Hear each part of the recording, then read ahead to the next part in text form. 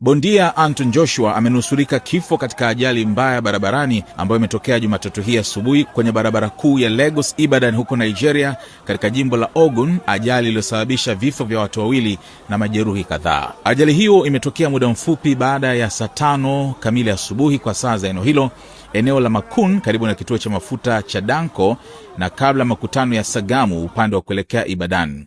Mashuhuda walisema gari la Lexus SUV lililokuwa linambeba Joshua liligonga lori lililokuwa limesimama kando ya barabara katika mazingira ambayo bado yanachunguzwa.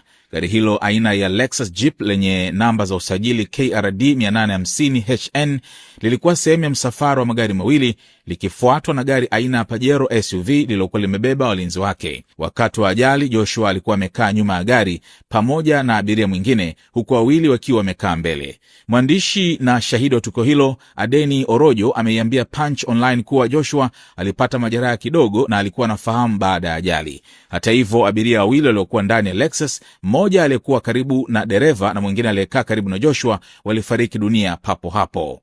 Baada ya ajali, mimi na mashuhuda wengine tulianza mara moja juhudi za uokoaji na kusimamisha magari yaliyokuwa yanapita ili kusaidia, alisema Orojo. Maafisa kikosi cha usalama barabarani cha shirikisho waliwasili dakika chache baadaye. Joshua na manusura mwingine walikimbizwa hospitali kwa matibabu. Katika taarifa iliyotolewa baadaye, jeshi la polisi la jimbo la Ogun lilithibitisha ajali hiyo likisema kuwa majeruhi wanapatiwa matibabu katika hospitali ambayo haikutajwa.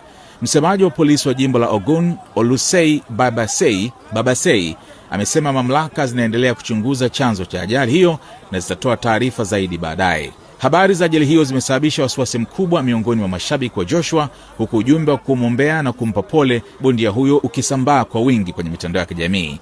Na ajali hiyo imetokea ikiwa ni siku kadhaa tu baada ya kushinda katika pambano kubwa kabisa lililotazamwa kwa wingi duniani, ambapo alipigana na Jake Paul kule jijini Miami nchini Marekani.